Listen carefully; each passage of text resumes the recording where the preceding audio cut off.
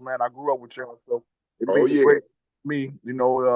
When Mike called and tapped me in and told me to join the podcast, I told him, I said, man, listen, whatever you need me to do, man, use me as a vessel, use me, whatever I can do, man. I'm here, man. But I'm just thankful that you brothers allowed me to come on y'all podcast, man. Y'all doing very positive things, man. You know what I'm saying? I love it, man. I love it, man. You know what I'm saying? So you can tap me in whenever, man. You brothers, man, y'all doing some big things up there in the podcast, and I'm proud of you, gentlemen, man. Keep it going, man. Keep it going. Whenever I can chime in, whenever y'all got guests, whenever I can chime in, man, I'm here, man. I'm here. You got unlimited chime in, big baby. Absolutely. Glad you're home. Good, man. Goddamn.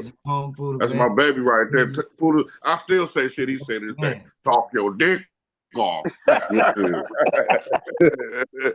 still say that shit today. Yeah, man. Yeah, man. Hey, man. Hey, man. I'm just, some of the things, man. I still try to. I pass it on to my grandkids now, man. But it's in the more, respectful way. To teach them the right way. You know what I'm saying? Yeah. My kids and things of that nature. They see some of my friends around and stuff, and then my kids will tell them who their dad is, and they be like, "Oh man, damn, Pooda, your daddy, damn man, I know Pooda. Pooda used to, man, he was crazy, but he always was a good dude." So I tell my kids, I be like, "Yo, listen, man," I say, I try to be polite, I try to be respectful. You know what I'm saying? That's what God, got me on this earth for 52 years, man. I'm a good guy, man. I try to do the right thing, stay in a positive mindset, stay in a positive mood, man. And I just want to pass the message, man. I really, man, y'all really don't know how proud I am of you fellas, man. You guys is doing it big, man. I wish it was some kind of way, man, you know what I'm saying, that you guys can just really, man, like in the summer or something, man, y'all just come and we can just do something like real big, man, like a podcast, and just have, just people that's doing positive things in Kalamazoo and just have them on a podcast, man, and just let them, Park, just do their thing, man. Right there on LaCrone Park, where it all started for all of us. Big right there. Yep. Already. That's it. You ain't breaking no sweat at LaCrone Park. You ain't no real one. That's a damn show. That's right. Damn show. Hey, man, speaking of LaCrone Park, everybody here on the screen grew up on the north side besides myself, all right? But I was over there playing in the Douglas all the time. Tell everybody out there in the world, what is LaCrone Park in Kalamazoo mean to you? Well, I'll go first. I'll tell you first and foremost, it's legendary. The best of the best came through that park. I mean, they were from the best comedians, the best. I mean, I'll take it down to the best crackheads, the best everything. Yeah. Corvette has spoken. Hey, they be doing judo in the park, kicking on the trees, shit. Remember that dude that used to dress up in the full tank with the he niggas wasn't no game. Yeah, fucking that tree up. Hey, you know what happened to that brother? That brother ended up getting, man. I found out later, man, that brother, man, he worked at some factory and they got him hooked on that ice, man, and messed his head up, messed his brain up, man. Wow. So from that he turned to crack, and then he just was like kicking bark off trees. Hey man, it's a sad thing. It's good memories of sad things, and I must say, man, I'm much older and wiser now, man. But I used to pay that dude to go kick a tree, to go moon people and shit, man. It was just having fun, man. But now I look back on it, I was like, damn, that was some wild shit, man. But when you talk about LaCrone Park, when you talk about LaCrone Park to me, right? Yeah. I grew up on Elizabeth, so it was Mabel, then LaCrone. So everybody on Elizabeth, I mean, back in them days when we was like on Elizabeth, we looked up to Odie. Odie Murray was like, he was Odie he was from our block. So Odie was like, man, he was like the cream of the crop. But look, when you say LaCrone Park, we used to, everybody had their streets. You always had somebody on a different street that could ball. But to us, Odie was our it. We would brag about Odie. Man, Odie tonight, man, they play Central. Odie dropping 50 on Chuck Lewis ass. It was just that type of thing. And then we would say, like, yo, man, we going to LaCrone Park, man, so we can shoot on our jump shot. So, man, we can shit, man. Odie be at LaCrone Park all the time. And then from there, it came Tyrone Lewis, Sam Mitchell. So you was like, damn, Tyrone, keep going, fam. Keep going, fam. Tyrone, he used to be at, Tyrone grew up on Elizabeth. So Tyrone Lewis used to be like, damn, Ty, where you going? Hey, man, I'm going to the Douglas. And, yep. And you know what? And I tell guys all the time, like when I'm in the barbershop, I go to my barbershop. Shout out to my boy Ray Duran, he my barber. But when I'm in the barbershop and we be talking, because that's where a lot of, you even to this day, man, it's something about the barbershop where, you can get your conversation on and you can talk, things like that. Like in the barbershop, they call me OG.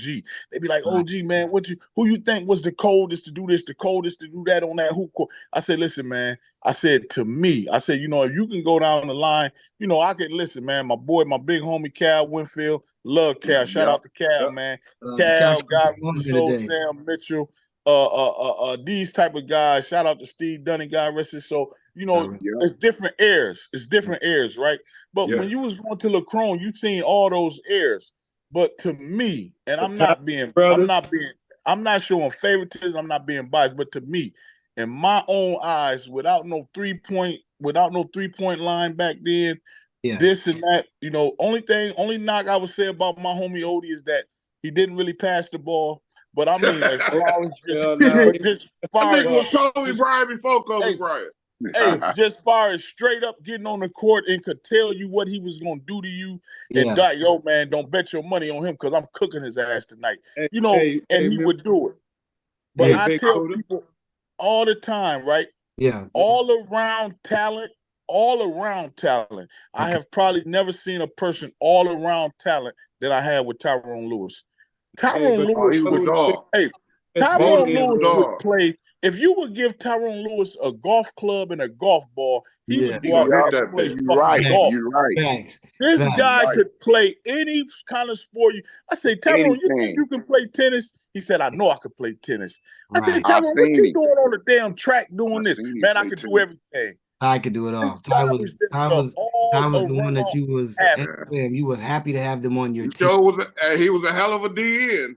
Wasn't he? He was a man out there in football, which was crazy because you don't normally have wide receiver, a basketball star be out there, be a dog for you, be a football. Shouts out to Ty Lewis. So Pooda, man, keep going, fam, because this is beautiful, man. Like, legendary shit. Legendary. And it's just like, when you see those guys and you be like, you remember them, and you telling the young guys, like me, man, I'm a sports fanatic. I'm a sports fanatic. So right now, I tell people all the time, I say, yo, listen, man, when I went away, when I was incarcerated, I didn't really, I wasn't really following the sports in Kalamazoo because I didn't really know about the sports. But when I came home, I was like, damn, man. I said, man, these kids right here got some damn game. These kids can really play sports. They are really athletic. So right now, it's a kid up here, man. And I went to school with his pops. Shout out to my boy Terrence Vaughn. He got a son, man. This guy, when I tell you this guy can play, and he's a really special kid because for one, he went to Lord Norrix. That's my high school. Shout out to Lord Norrix. Hold on, man. We got the audio going like this, but we finna actually get the whole thing started, fam. You ready? Y'all ready? Yep, I'm ready. And man, shouts out to Norrix, bro, because this is great. Hey, Dubb, you got some Norrix greats on the story. Remember the Patterson brothers and big ass Igor. Igor used to be holding shit down at the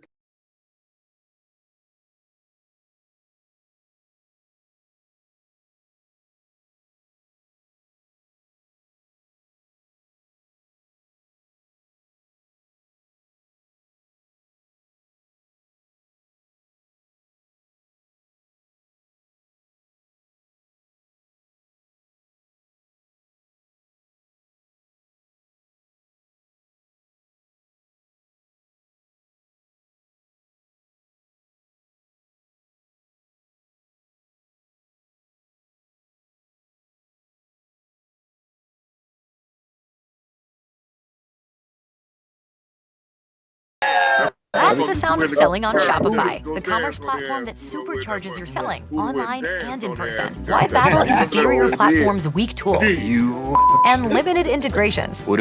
help to know this. Join the millions of businesses growing on Shopify and ignite your selling. Less, more.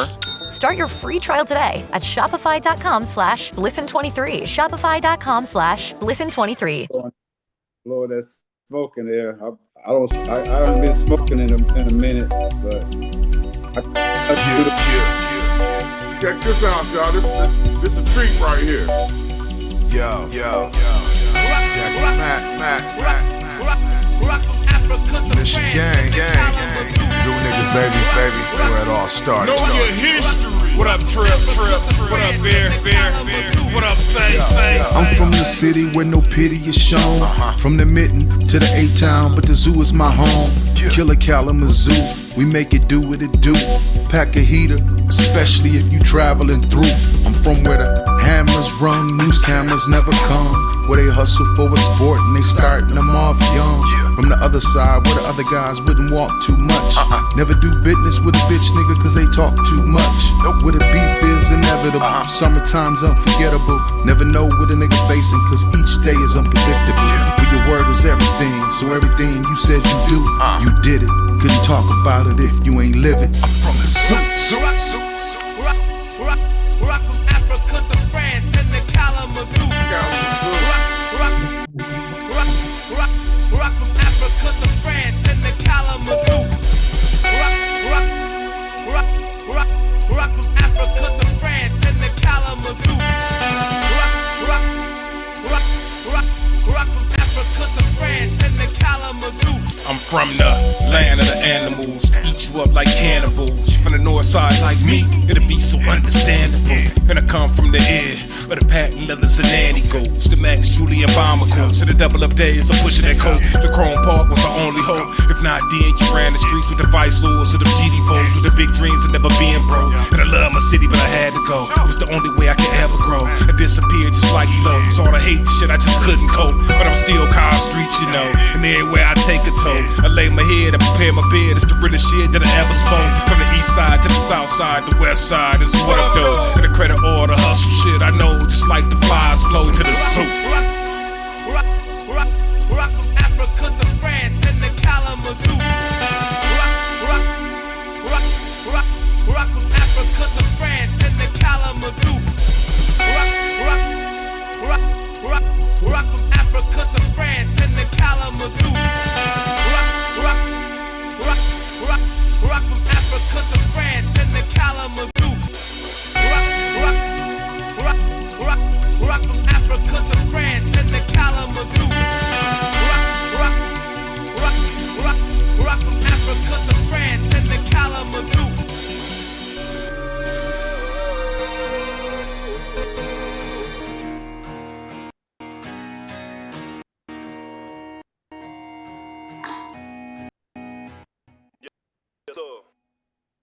You know what time it is.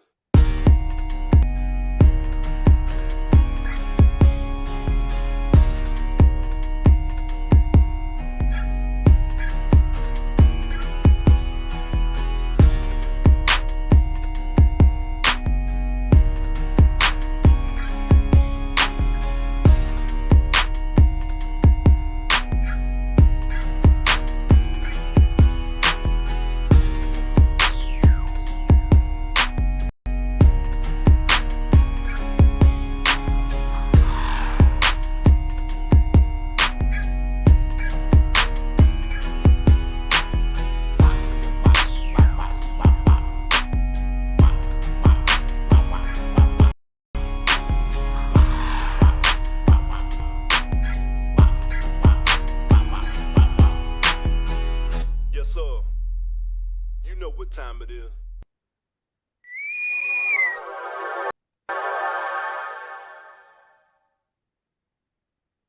There we go. Right on. There is that time again. Once again, we are back. I'm from the zoo. What's happening, everybody? I'm your host, Mike, Michigan. We also have in the building my co-host, the one, the only Dubb in this bitch. That's what's happening, man. Hey, today I am so happy and got the privilege. We got some real people from the zoo online today. And if you don't know, it's official. Now check this out. There's a link right there. If you want to go ahead right now and get on, we going live right now. So go ahead on and grab that link. Without any ado, I'd like to introduce our I'm from the zoo guest. You know what I'm saying? Go ahead and let you introduce yourself. You can see on the face, starting on my brother right here. Yeah, this is Al Boogie. You know, they used to call me Al back in the day. You know, that's when we was in them streets. But you know it. We ain't in them streets no more. We grown folks now, man. Take care of business.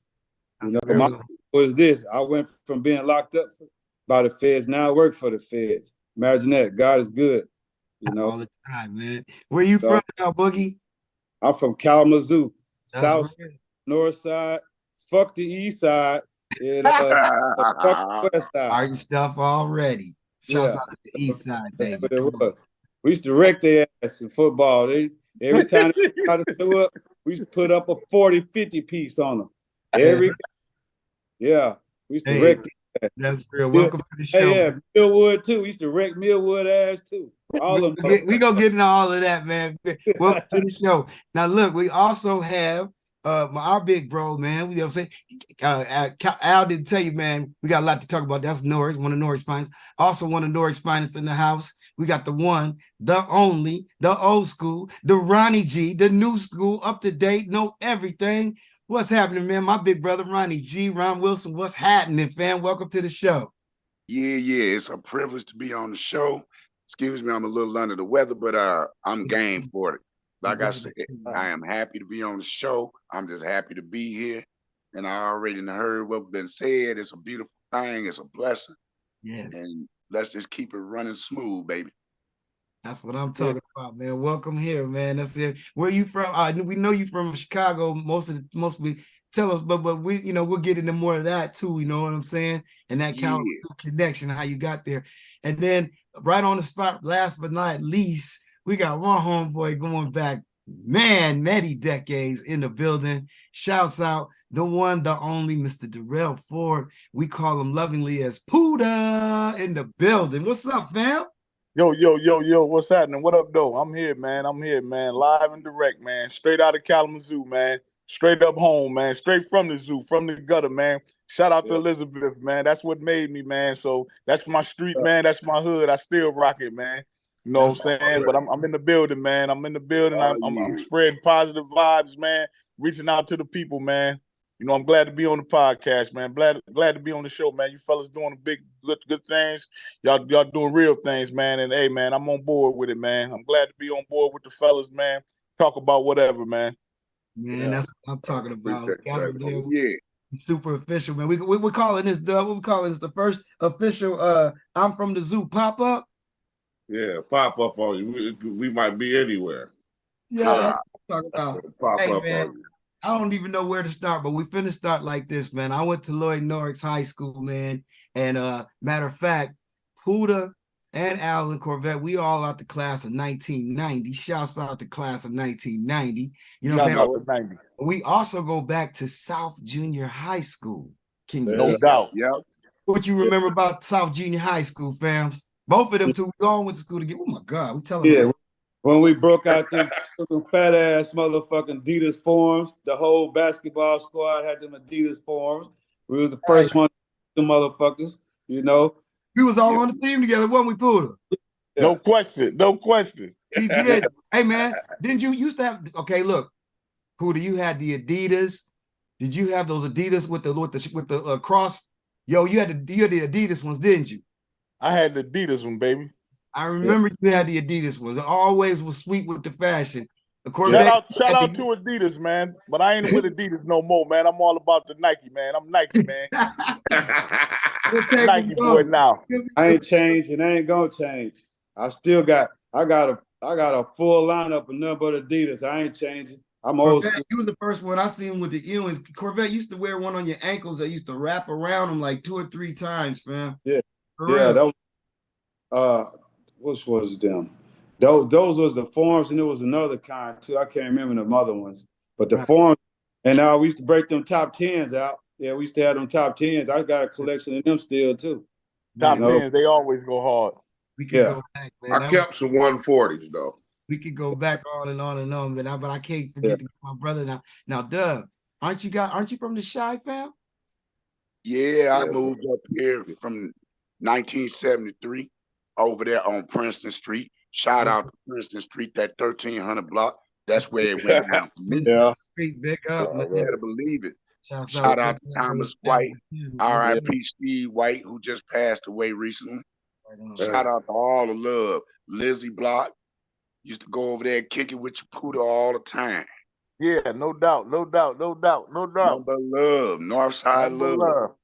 Nothing but love, brother. Northside was really tight growing up. We was really tight growing up, fat, because if y'all remember we had the see, when we were young, we all went to church. No matter what was going on, everybody went to church. Everybody played church basketball. Would y'all all agree? Yeah. Yes, sir. All right. So let me see here. Let me tell you how deep this goes. Corvette, you played for Allen Chapel, right? Yeah. Pooda, you was at Mount Zion. Mount Zion, yeah. I was at Second Baptist. Yeah. Dubb, where was you at? Galilee. I went to Mount Zion.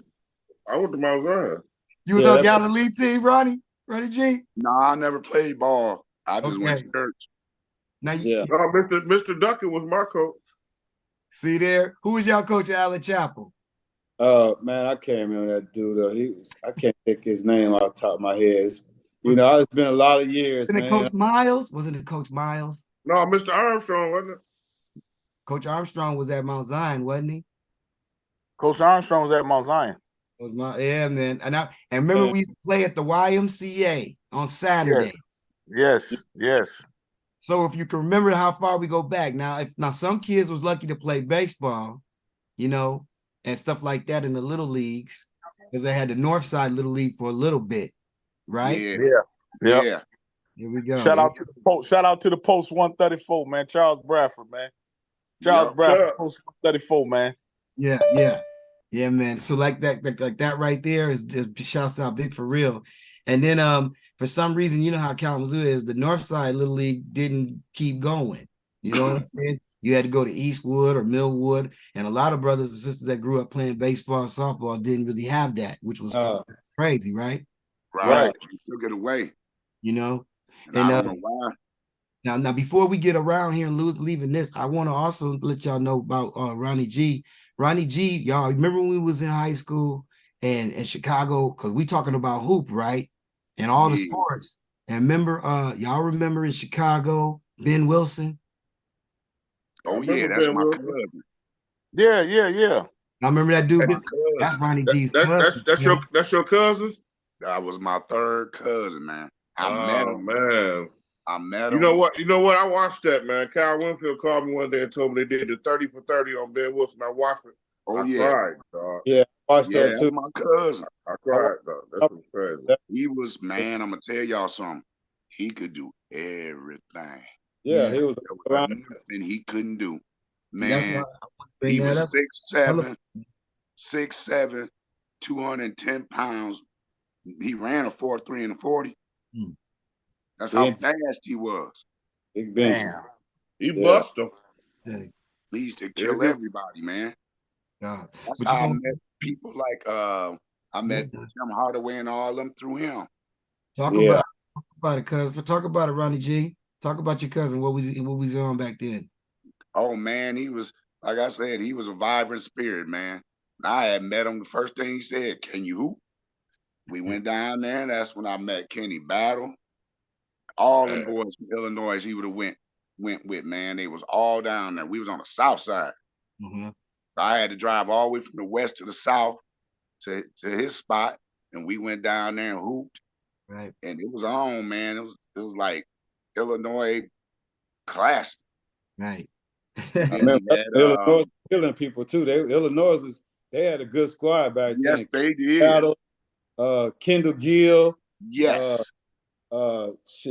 Anderson. Nick Anderson was a boy.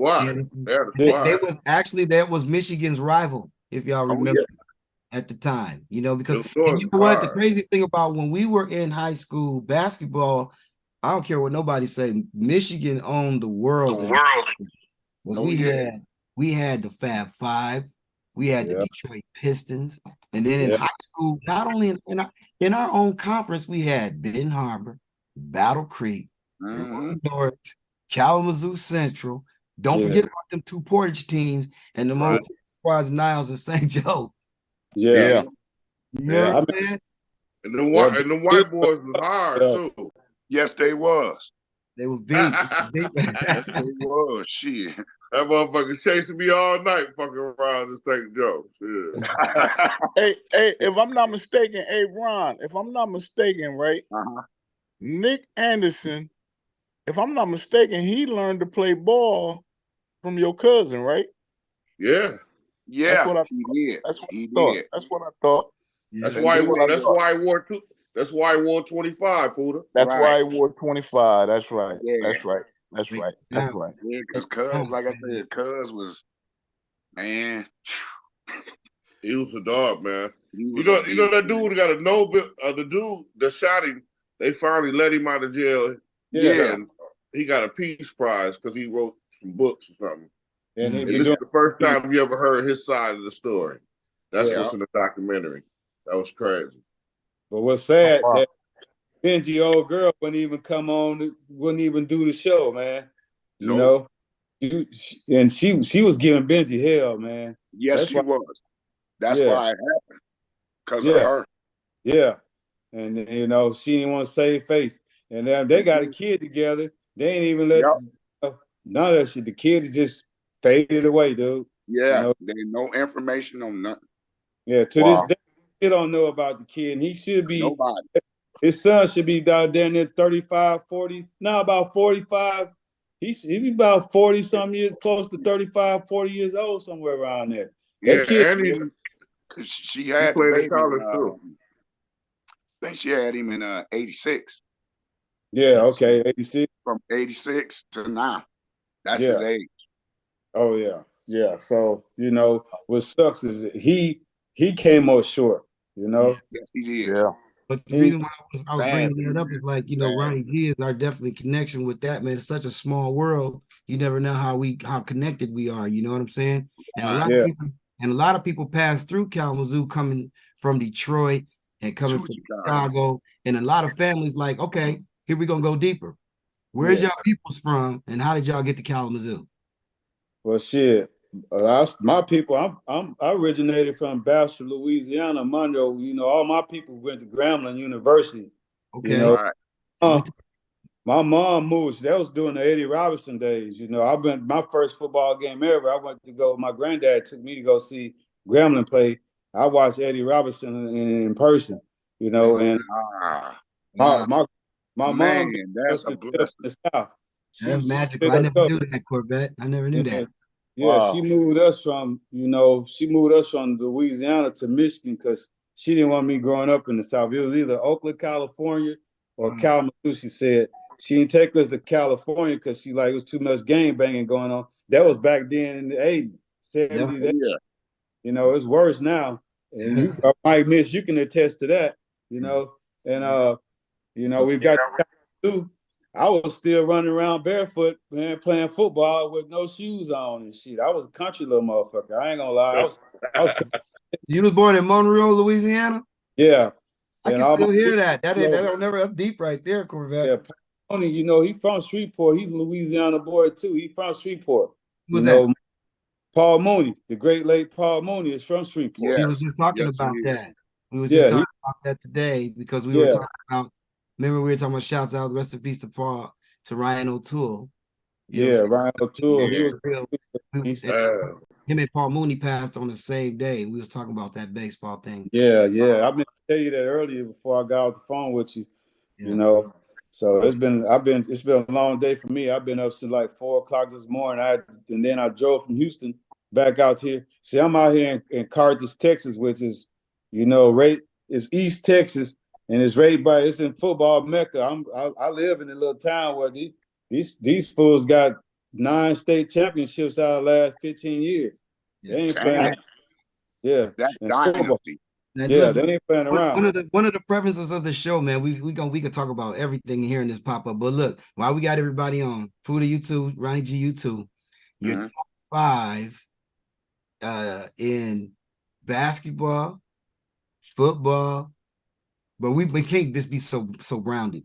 But if you want to, just shout out your top 10 all time. I don't even know which way to go because I want to hear Pooda. Hey, I want Pooda to go. I want Pooda to go first. Yeah, let Pooda get it.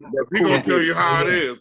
Let Pooda get it. You say, let Pooda Mike, get it, you baby. say my top 10 and what? What we was doing originally, fam, what we was doing is we was doing the top 5 in each position in each sport. That's what we was doing. We was gonna go there. But if you want to do, you got the perspective, so you can do what you want to do. You feel me? Okay, like I told y'all earlier. Yeah. When you talk about like all around athlete, like I have seen a lot of athletes, especially come out of Kalamazoo, man. I didn't get a chance to witness I didn't get a chance to see like the Steve Dunnies them play longevity, but I did get to see Cal Winfield. Shout out to Wimp, man. Good, hell of a basketball player. Shout out to Danny Lewis, Chuck Lewis. Yeah. Odie Murray, man, was probably the best point guard I seen come out of Kalamazoo that I seen with the naked eye. But all around talent, I mean, that could just do everything. Like you could say, yo, I need you to do this. I need you to do this. Tyrone Lewis, man, to me was just like something like you take a pencil and you say, yo, listen, I need somebody to play quarterback. If he can't play quarterback, I need him to play tight end. Fuck it. If he can't play tight end, I need him to play wide receiver. Man, if you can't play wide receiver, you think you can play safety and hit a motherfucker? Or defensive end. Or defensive end, linebacker. Then when you get him on the hoop court, you can say, yo, listen, I need a point guard. I need a point guard.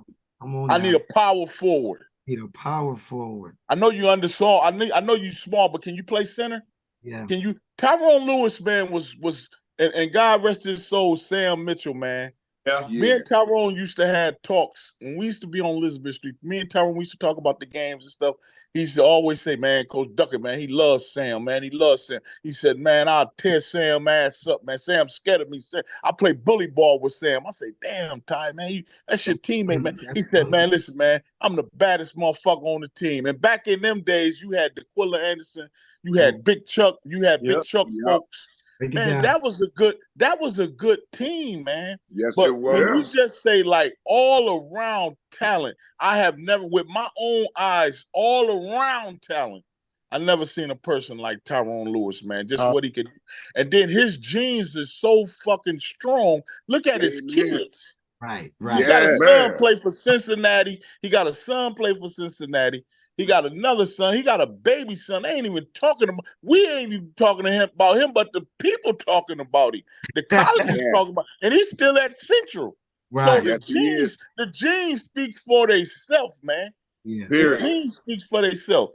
But like, man, you could go, Mike, man, you put me in a bad position. But man, like, you got your Damon Pattersons, man. I seen Damon Patterson play. Damon Patterson, mind you, Damon Patterson didn't play his whole senior year. And still got a full ride to Oklahoma, man. Still got a full ride to Oklahoma. No bullshit. If Damon Patterson played his senior year, Damon Patterson would have been Mr. Basketball, and he probably would have played for and they would have won the championship because they had Wimp Dog on that team. And man, that was come on, man. Well, we was gonna take it to the house, boy. Oh yeah. Damian Patterson missed his whole senior year and still got a full ride to Oklahoma, man. And was All-American. And the last I checked, I think Damian Patterson is somewhere coaching in. Is it? It ain't Italy, Greece, maybe. I think he was overseas. I know. He overseas. I think it's Greece. I hope it's Greece because I hope he ain't in Israel. I hope he's not in Israel right now. No, I don't think he's in Israel. And then just look at this talent though. Look at all the talent we had though. Like everybody that like this is what we was talking about earlier about Lacrone Park. Look at all the talent. Look at the Douglas, the YBL League, and it was always like somebody Midnight League. Midnight League. And then, you know, what's his name don't get enough credit, but shout out to Mike Williams, man. Old head Mike Williams, man. Shout out to Mike Williams. Mike Williams was good friends with Dr. Tucker. Dr. Tucker used to bring Andre Rison down here. All them. William Bedford. We got a chance to see everybody when we was young. We did. Right. All them came into Douglas. All them came into Douglas, man. But these guys, man, just had God-given ability, talent, man. Yeah. You know, you had the guy, what's the guy name was out of South Haven? Amir May. He could play. Shout out to Bay. Bay out there in Comstock. Bay could play. Chucky and Bay could play. Chucky and Bay could play. You just had Chuck Nice was on my YBL squad. I remember that. And you know what was so fun though? Yeah. Everybody in them days, everybody got along. And guess what? We could go to the Chrome Park back then and we could have the same debate till we get there at 12 o'clock in the daytime, all the way to the light. It get dark, 9 o'clock at night. Everybody drenched with sweat. Say, damn, man, he bust your ass today. That's all right. I'll be at the court tomorrow at 10 in the morning. We'll be at the Chrome tomorrow at 10 in the morning. Then you had the option. You had the option of playing the ball, the basketball court. Then you get done with that. Then you say, man, fuck that, man. Let's get on the football field and play some tackle. Let's play some tackle. Then I remember when the winter time come, it got so bad. But we'll say, yo, listen, man, we on Elizabeth Street. We going to play Clay Street. I said, man, I was about to say, it was streets against streets and streets against streets, man. This shit was so fun, man. That's called semi-pro. That's called semi-pro now, fam. Semi-pro, and you know what the beautiful thing about it was? Yeah, our generation, these kids today, they don't know how our generation was. These kids today just don't know how much fun they could have if they stopped the dumb shit, put down the guns. Ain't that the truth? Learn how to get along. These kids today, man, listen, man, we had friendly beef. You know what I'm saying? Okay, I'm from Elizabeth, but my partner, Rodney, he's from Woodbury. But maybe it might be somebody on Woodbury don't like somebody on Elizabeth. But at then, you know how we would settle that? Listen, man, let's go make a football team. Let's go play tackle football. Yeah, he talking that shit, man. He said he'll run your ass over out there in that grass. That game will get you lit up, and you'll get your respect. Get your respect, and then from that point on, what did you do? Get ready for school. You'll get to see the people like we at South. We'll see them talking shit from Hillside. Shout out to Anthony Pitchford. All the boys at Hillside. All the boys at Hillside, right?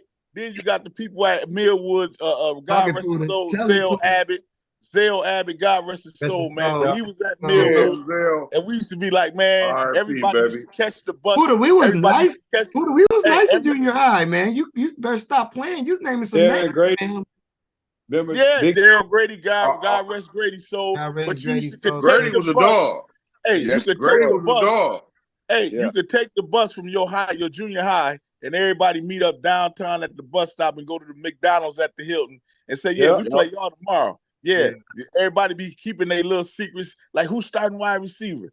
You know, motherfucker be like, man, don't worry about that. But then, you know, you see somebody like Tyrone, then Tyrone be like talking shit. I'm getting mine tomorrow. I'm hurting somebody. Oh yeah. I'm hurting somebody. So, you know, it just, man, them was the days, man. And to be on this podcast and talking to you brothers and reminiscing, man, this shit is crazy, man. And you know, man, you put me in a bad position, man. But listen, man. I did put you on the spot, man, because it's not over though. It's plenty to talk about. Hey, you could go on and on and on and on and on because everybody had their picks. Everybody had their picks, man, because you always had talent from all over different side of towns, man. You had talent on the east side, you had talent on the south side, you had talent on the west side, you had hidden talent on the west side, man. You know what I'm saying? We could break down our own teams. I mean, Bobby Cavillion, Amp Harkness. Yes. I mean, goodness sake, Bloodworth. Eric Pettis. Bloodworth. Come on, Eric Williams. Eric Williams. Thomas Bloodworth was a baller. Was a baller.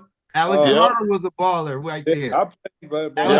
Alan Carter Alan Carter ran a sub 5-minute mile. Yeah. Oh yeah. He did. This one right Yeah. here. That's On why I was grass. trying to recruit his ass. Yeah. That motherfucker had wind for days. They I couldn't, was so you trying could to not recruit. outrun Alan Carter. That was 10 It points. was all about 10 state points, championship here, baby.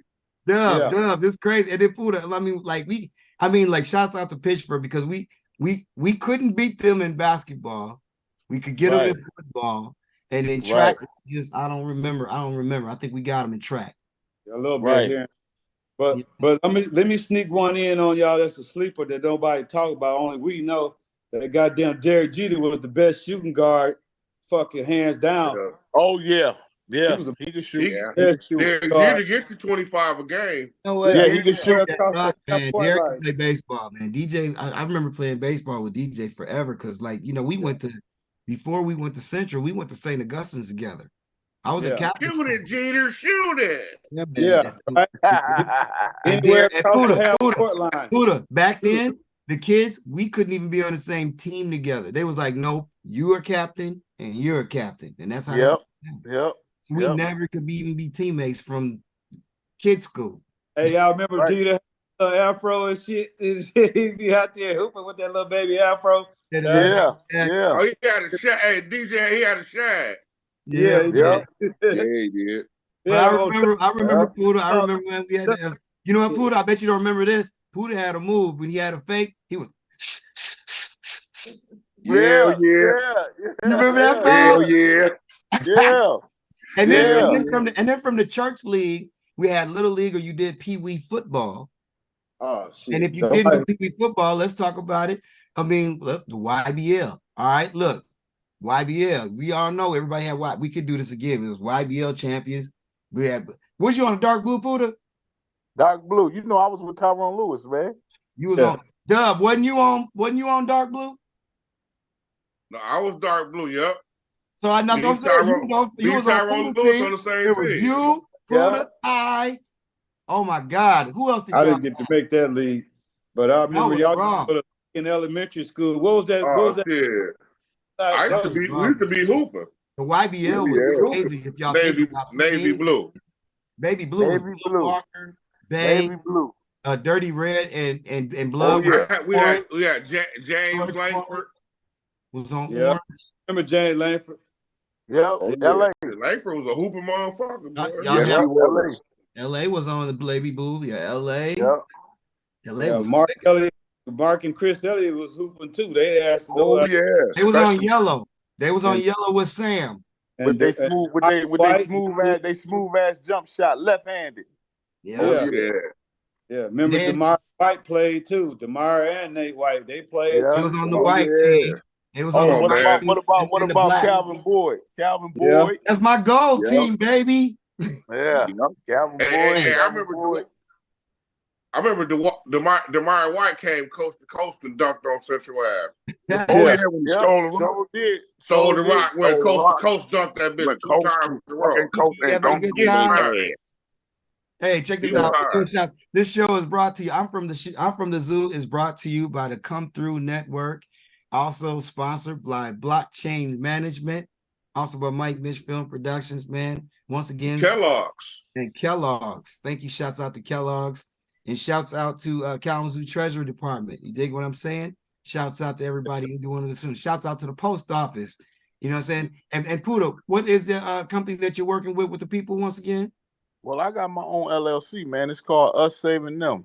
Amen. It's a nonprofit organization. All we do is, me and my fiance, man, we go out, we mentor the kids.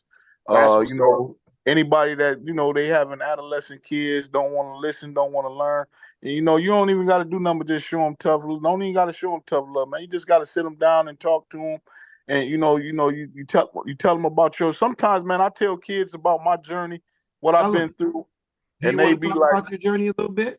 Well, yeah, sure, man. I was, man, I grew up kind of fast. A lot of people don't know about Kalamazoo, what it really was about, Pooda. So you got Kalamazoo, man. It's a small city, man. It's a small city, but it's like a hidden treasure, man. It's a hidden treasure. You get guys come up from Detroit. guys come up from Chicago. Yep. At an early age, man, when I moved, when my parents, when we moved on Elizabeth Street, you thought, man, Elizabeth Street was like, it was just a nice street, man. And then here come the crack epidemic, and you like, damn, man, what the fuck? So you see this, man, and you see everybody, you see everybody making money. You see everybody making money, and you see, first thing I seen, man, first person I seen with a car, I seen Odie, man. He had a car. I said, man, god damn. I said, what the fuck? How you get that? So he was like, he had a he was green like, Benz. Remember he painted that motherfucker candy apple green? That was his stuff. yeah. Ooh, So he was like, yo, man, this is the new wave, man. But I started out going to high school, graduated, played sports, and then I got sick, man. I had a kidney disease I didn't know about, man, and went and got on dialysis, man. Got on dialysis in 1991. Graduated in 90, went on dialysis in 1991. I was on dialysis from 1991 up until 2004, but I went to the federal penitentiary in 1998. I had got a 20-year sentence in the feds. When I went to the feds, I was on dialysis, and man, I was almost dead, man. I was about to die. My counselors up there, they had put me in for what they call a compassionate release, trying to get me home, man, trying to get me home to get a transplant. Trying to not trying to die in prison. You know what I'm saying? When you're doing time, man, the main focus is listen, I want to get back home to my family. You know what I'm saying? I want to get back home to my mom, my dad, my kids, shit like that. So I was fighting, man, but I was like near death, man. A couple times the doctors called my parents and was like, yo, you guys might need to make arrangements, man, to come, say y'all last goodbyes because it's just a little touch and go. So, man, the director of the Bureau of Prisons, man, the guy sent me a letter and he denied my compassion release to go home. But in the letter, he was like, yo, listen, man, he said, you'll have a kidney within the next 6 months. If you can hold on, you'll have a kidney in the next 6 months. So, I took that hope, man, and I met a couple guys, man, a couple real good brothers, man. Right to this day, I'm still in touch with them, man. That's what's up. Probably a good 9 or 10 of them, man. Good two handfuls, man. Good solid brothers, man. And they helped me, man. They helped me get myself together, helped me keep myself active, healthy, man. And I got a phone call. Well, I didn't get a phone call. They kidnapped me, man, against my own will, man. They kidnapped me from the prison. Didn't tell me nothing because federal system, that's like, they house some of the worst of the worst, man. So they kidnapped me, man, against my own will, man, and I didn't know what was going on. And a couple of the COs, man, because they knew some reason about, man, the penal system, and when you're in prison and all that, they look at your jacket, man, and they see that you straight up, and they see you ain't no tattletale and nothing like that. They kind of got a lot of respect for you, man. So one of the guards, man, he ended up telling me, because I was going ape shit, man. I was going crazy. I was like, yo, man, what the fuck, man? You guys taking me against my own will. Where the fuck I'm going? I ain't did nothing to nobody. I ain't did nothing. I'm sick. So one of the guards, man, he pulled me to the side. He said, listen, man, god damn, man, act like you got some sense, man. They got a kidney for you, man. We had to bring you over here, man, because you're going straight to the hospital in the morning, man, and going to get a kidney. I was like, man, what? He was like, yeah, man, you got a kidney, man. Just relax now. Just play it cool, man. Just don't be doing this shit you're doing, man. Just play it cool. So sure enough, man, God bless their soul, man. The next morning, man, I flew out to UMass, man, UMass Memorial in Boston, Massachusetts, man, and I got a kidney, man. Got a kidney November 17, 2004, man. And by the grace of God, man, still got my kidney, still acting strong. Take my medication. I eat healthy, man. I gained a little weight, man, because you go on 20 years, man, you want to eat real shit, man. So, I got my kidney, man, and I got my kidney. I came back to prison, man. And I told the guards and shit, told everybody in prison, listen, man, it wasn't never about the time, man. I just wasn't trying to die in prison. I could do the time, man. Trust me, the time ain't nothing, man.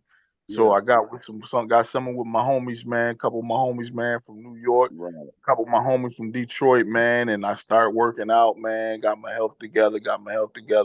And then I just had a plan, man. I, wrote down a plan like A, B, C, D, what I wanted to do when I get out.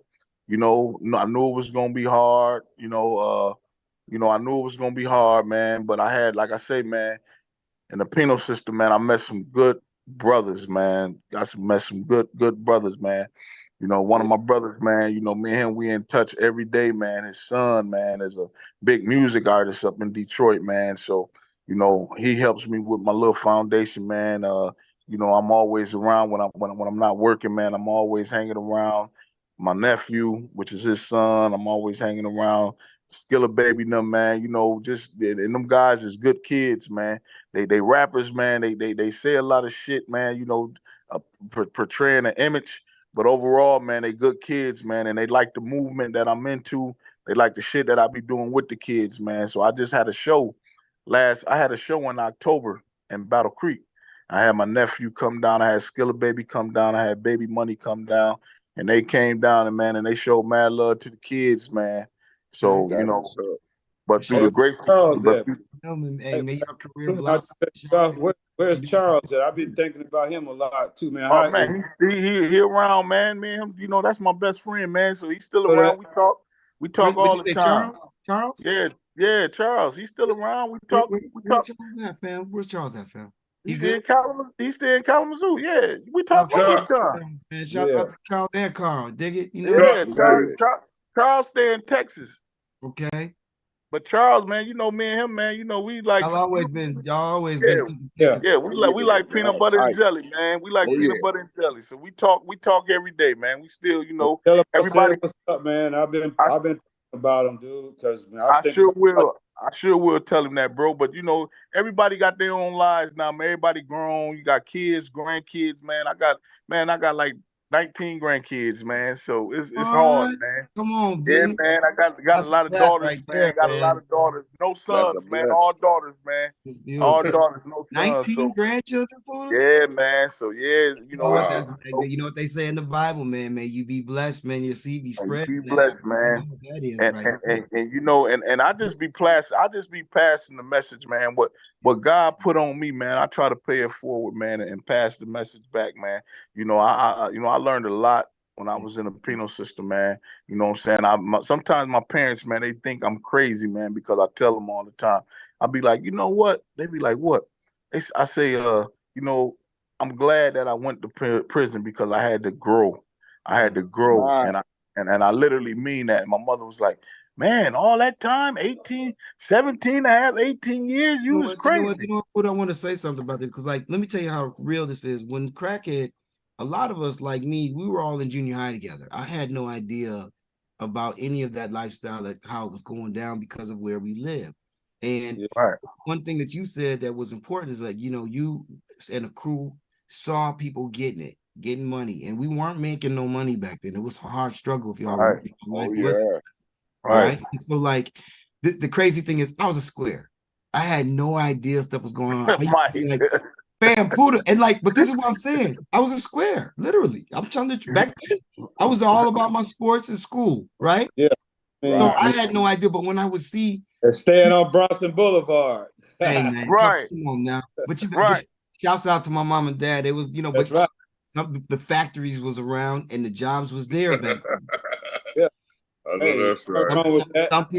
Some people got a chance to get in the door. You feel me? Right. Some still there in the hood. Some of them still working there now. Right. But my point I was saying is because the reason why I was saying is I wasn't corny, but I was naive is a better way to say to that life. You know what I mean? And then you start seeing your friends getting it. And I can remember, man, somebody had a truck, Pooda. Remember the thing that you go underneath in Norrix? The hallway to go back and forth. Somebody had a truck and was so loud it rattled the glass. Yeah. You know what I'm saying? And then my point of saying that was I could started to see and notice, but I started to see a couple friends like, where did they go type of stuff. You know what I'm saying? Right. Yeah. You weren't understanding like how the powers that be of Kalamazoo and the police and all how deep and how criminal that stuff was. Remember the police would set people up and you know what I'm saying? It was Let crazy. me tell you something, man. When I came home, man, I was just telling somebody this the other day, man. When I came home, man, I went to a Lloyd Norrix and Kalamazoo Central basketball game. I'll never forget who I was going to see. I was going to see Anthony Harkness' son, Jeremiah.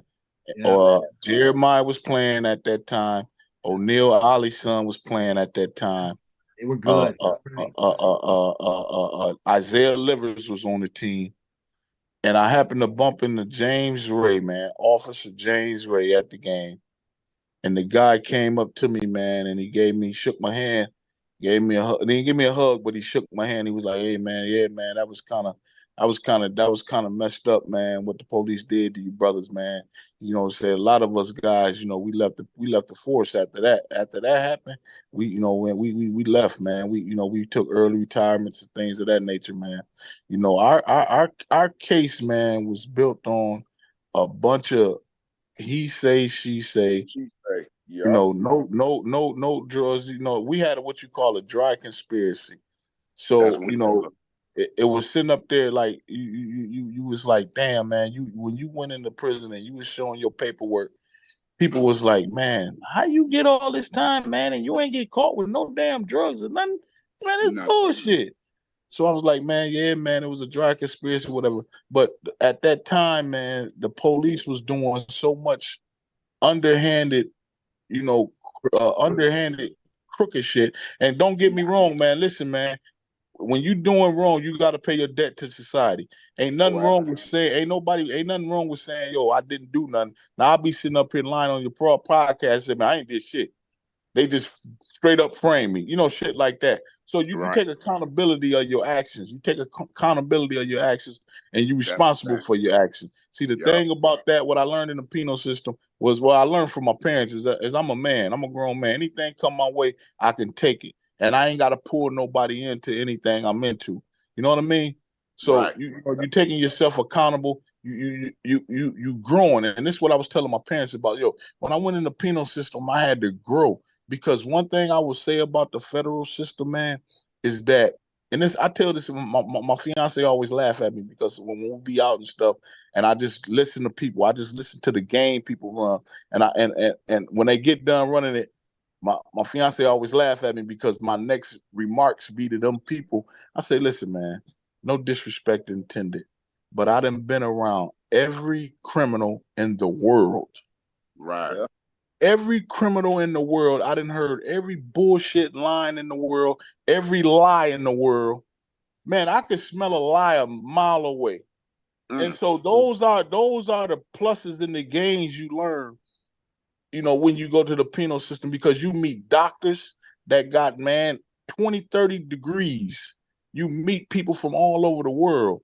So I'm a quality tech at my job. I'm a quality technician. So this is what I have to tell the engineers sometimes. I say, yo, listen, man, I don't have a paper. I don't have the University of Michigan or the Western Michigan, the bachelor or the master's degree. I said, but I tell you what, you put me up there in that room, man, and I bet you I'm probably smarter. If it's 50 of y'all in there, I'm probably smarter than 40 of y'all.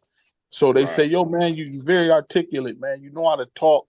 You know what you be talking about. What college did you go to? I said, man, I went to college, University of Hard Knocks, man. I had to get mine the hard way. I had to go. I had to go somewhere where I had to be in bed I had to stand up, count 3 times a day, stand up, count 3 times a day, had to eat what they gave you, except if you went to the commissary. But some of them brothers was less fortunate to have commissary. So you learn how to be like, yo, man, while I'm in here, this is my family. This is my people. These are my brothers. So, you know, I tell my cousins and them now and my brothers, like, yo, listen, man, them guys I was incarcerated with, they more like my family than you guys. You know why I say that? They say, why? Because I spent more time with them behind the wall than I spent with y'all outside. Yeah. Right. And so sometimes people don't understand it, but when you get to breaking it down to them, they be like, yeah, man, that do make sense. You know, how is and it? so you don't everything you learn, like, man, I learned a lot. And so Yeah. and I was people just I was going to ask you, like, when you because you were the relationships that you still have, and you said you keep in contact with a lot of the people that you were incarcerated with still, right? yeah, And yes. and, And and, the brothers that that I was incarcerated with, man, let me tell Mhm. you something. Every one of the brothers is successful. Right on. Every one of them. Because you know what? You learn when you in there, you say, you know what, man, I want you got to write something down, and you got to bring it to the forefront. You got to write something down, you got to bring it to the forefront. And then Right. not only that, when you come home, you got to know what you're talking about. Anybody can go home, go to prison and come home and blow smoke up people's ass. That ain't the way of the world. That ain't what people trying to hear. People trying to hear like, yo, man, what kind of sense do you got? If I can put you over here in this office and I can let you be in charge of 5,000 parts. You think you can get them parts over there to Ford without Ford saying that them was bad? Man, listen, man, I ain't never selling myself short. I know I can. And I hear people like Jay-Z and them now, Jay-Z, Jeezy. I hear them guys say, listen, man, I was in the drug trade before. So if I can do anything in the drug trade, that's just like you ain't in the drug trade no more. Now you taking what you learned from the drug trade, you're applying it to real business now. Yep. So when people see that shit, they be like, yo, where is this guy getting his education from? Because he already said he don't have no paperwork. He acknowledged that. He acknowledged that he has no degrees. He has nothing. And then, people is used to always be people always used to ask me like, yo, man, why you don't never like cover up your like scars or whatever, like what you've been through. I said, man, because what you see is what you get. Amen. I don't gotta hide nothing from nobody. What you see Right. is what you get from me. I don't have, man, listen, man. When I go to make testimonies, when I talk to these parents and their kids, I tell them, listen, man, I did 17 and a half years. I was in the pharmaceutical business. I did 17 and a half years. I sold drugs. I did everything. I did everything you could possibly imagine that you could do. What comes with the street. And when people always, people look at me, they be like, man, damn, I can't believe you was doing all that. Yeah, man. Well, I was, but guess what? I'm not. I'm not him no more. Hey, that's what's up. I'm reaching. I'm growing, and I'm growing every day, man. I'm 52 years old, man, and I'm still growing. I'm still learning. And Absolutely. and, and sometimes I learn, man. I learn from my grandkids, man. Sometimes I learn from my grandkids, man. Listen, man. I got a grandson and a granddaughter, man. They can work the phone better than me, man. I can understand it. I do understand Work that. the phone better than me. But Uh, I be looking like this, like you guys podcast, like this is a good platform oh, yes, it for is.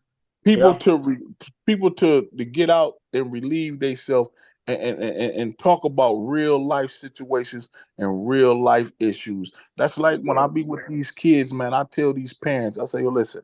First of all, you a single parent. It's impossible for you to work an 8-hour job Mm-hmm. and you wondering what your son or your daughter doing without them getting in trouble.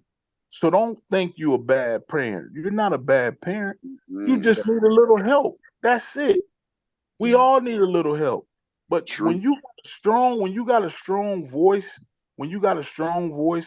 and you lead by example, people say, "Yo, listen, man, I want you to talk to my son. I want you to talk to my daughter because maybe you can scare them scared straight."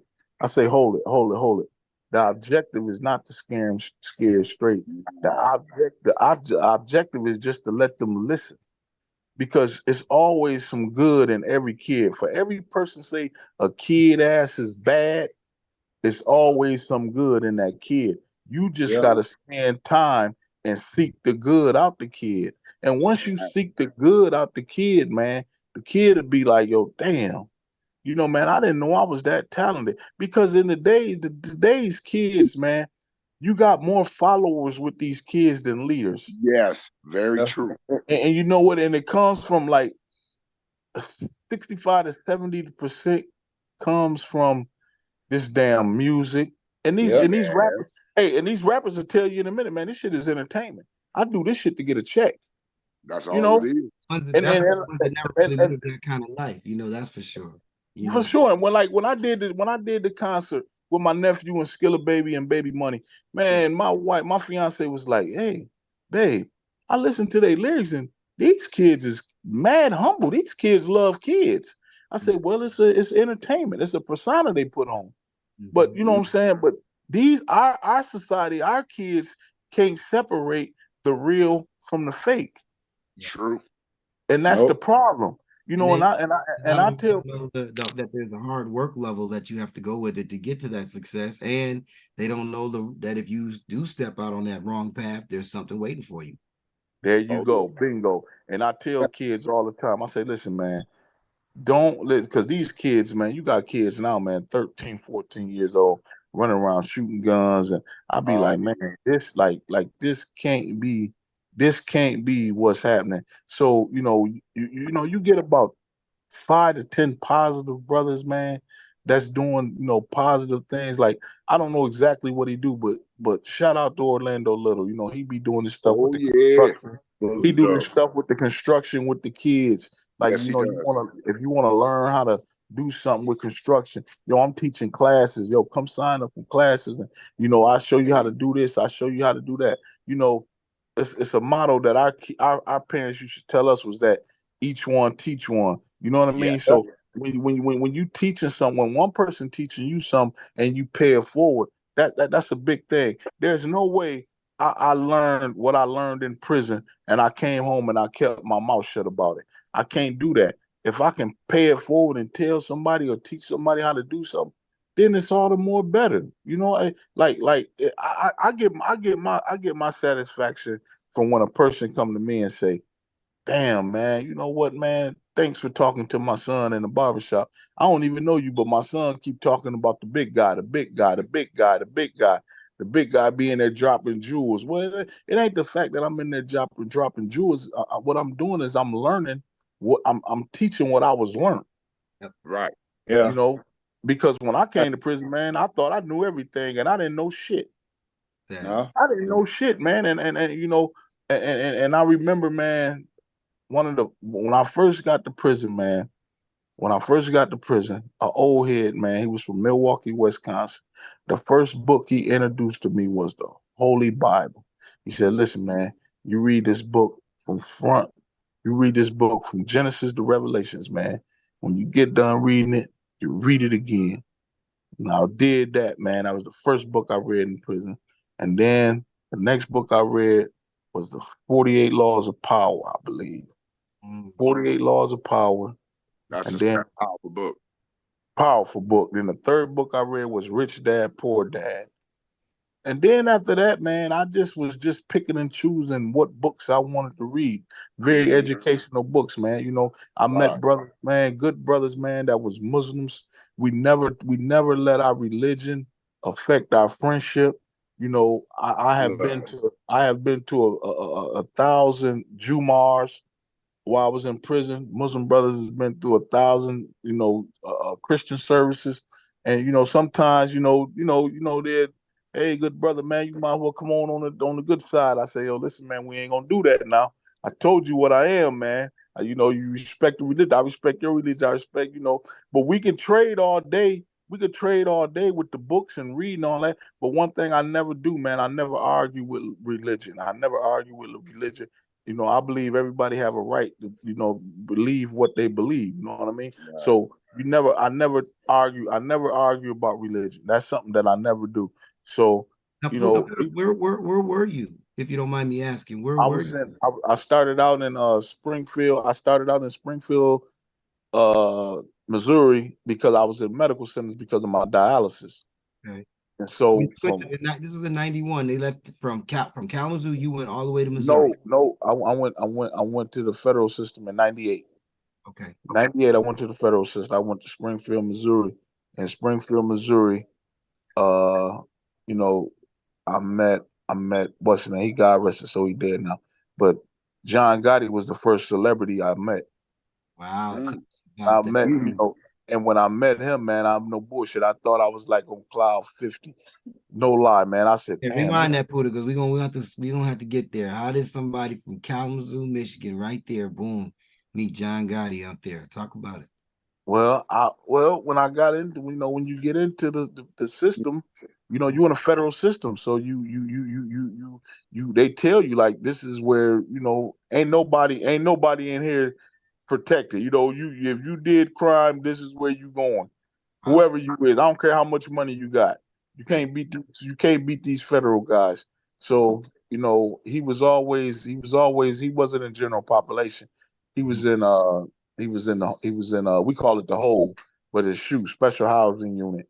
So he spent this time and locked up. You get 1 hour of rec. And how So did you meet him? How'd you my meet him? my first 2 weeks, I Okay. was in there. I was in special high. I was in segregation. Mhm. So every day you get an hour of rec. So every day you get in different cages and you go out there for your hour of rec. So when we all going out, we get on the yard, we get in our segregation in the fence, and they be like, hey man, that's John Gotti right there. I'll be like, man, ain't no damn John Gotti, because I'm new in this system. So man, ain't no damn John Gotti, man. I done seen movies about him. He a Right. bad man. They said, man, that's him, man. So you know me, you go back inside after the hour up, you tell the guard. I say, listen, man, this motherfucker over here, man, in this cell next to me. He said, that's John Gotti over there. He said, yeah, that's John. Motherfucker said, yeah, that's John Gotti. Yeah, that's him. Yeah. He said, man, tomorrow, man, if you get wrecked, man, you know what I'm saying? I'm gonna come out and get you, man. Make sure you have your wreck. I'm gonna come get you. Make sure you rest. You dress.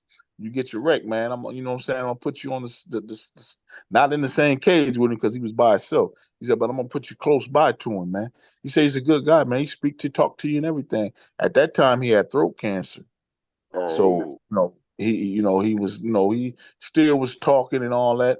And so one day I seen him with my own eyes. We was in the medical ward because what happened with me, I had a fever or something because of my dialysis, and we was in the medical ward. So what happened was I seen him in the cell, but I seen like, man, like 2 bushels, like a male, like male, you see Like uh, fan mail.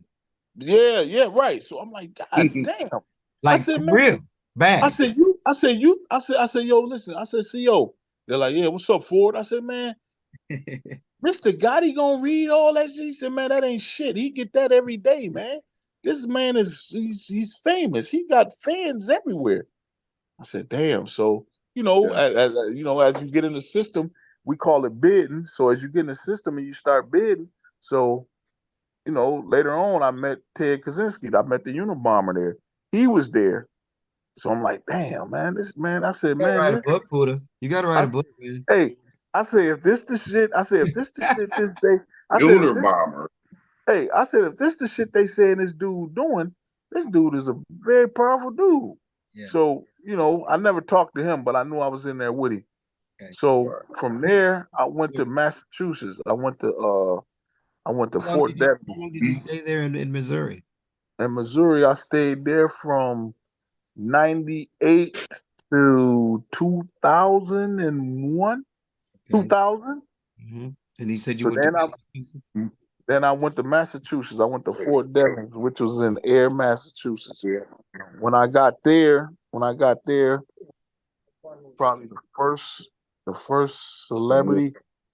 celebrity I met there, I think it had to be maybe Pee Wee Kirkland out Oh, of wow. New York. Okay. Yeah, the The hoop. basketball, the Hooper, yeah. Yeah.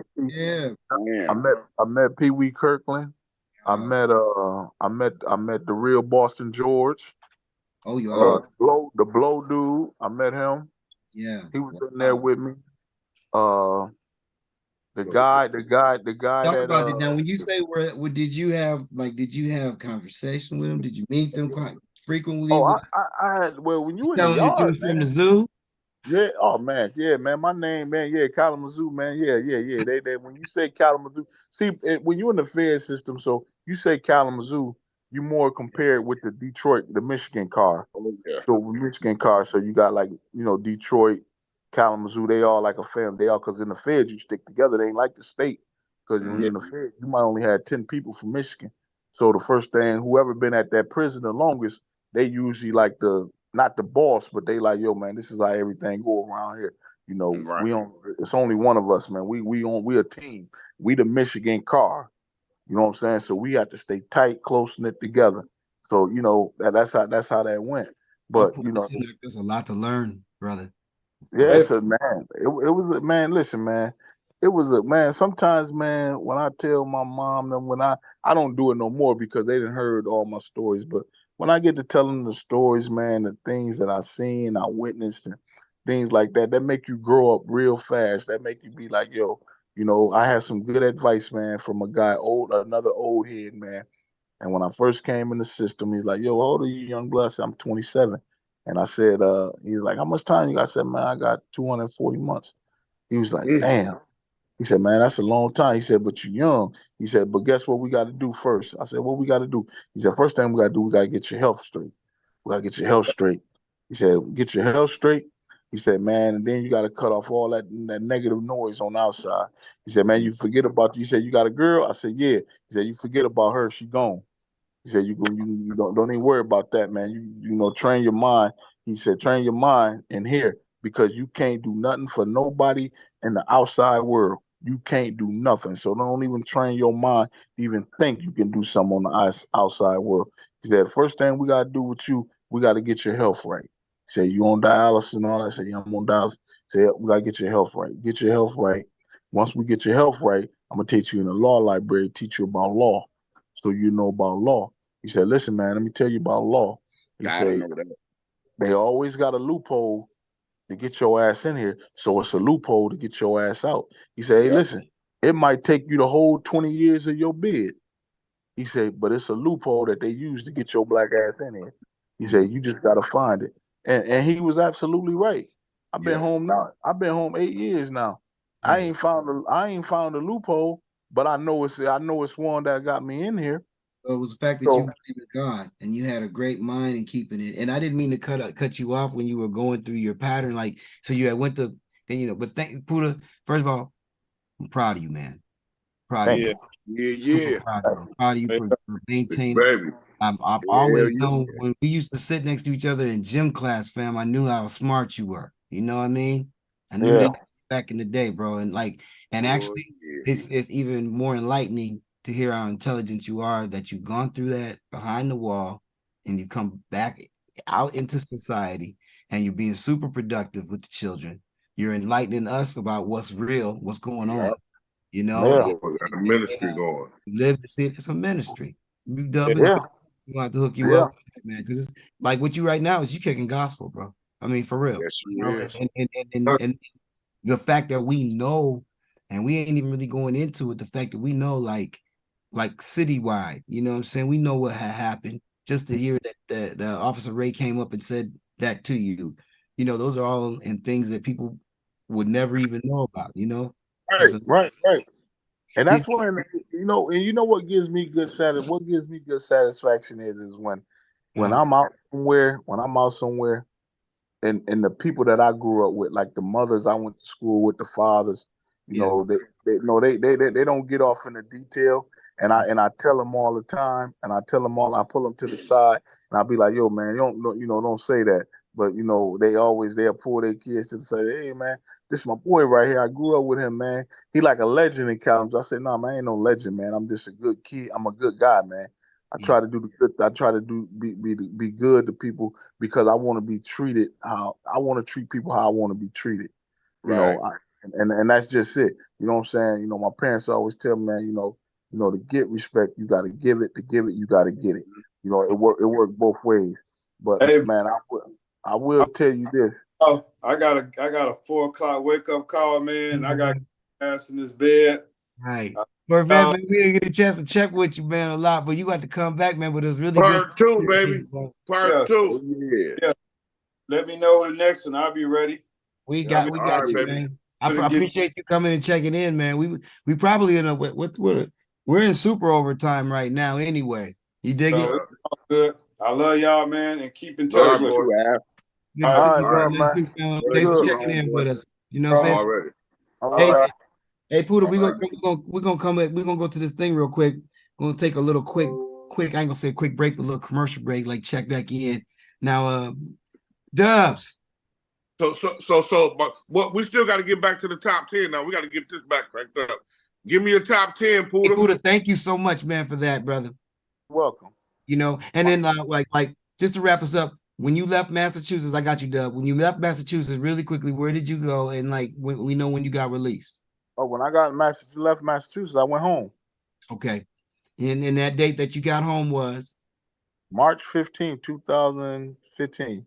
That's what's happening, man. We're gonna get some claps for that right there, man. Yeah.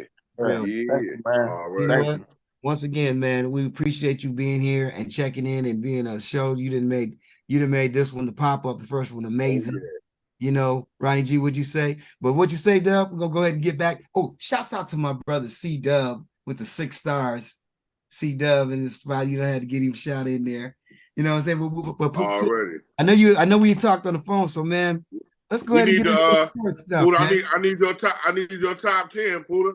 You too, Ronnie G. You too, Ronnie G. My top 10, man. Hey, listen, this ain't in no order or nothing like that, man. This is just my top 10, man, that was around me that I seen with my own eyes. And then, like I say, it ain't in that order, but this is my top 10, man. Right. Odie Murray.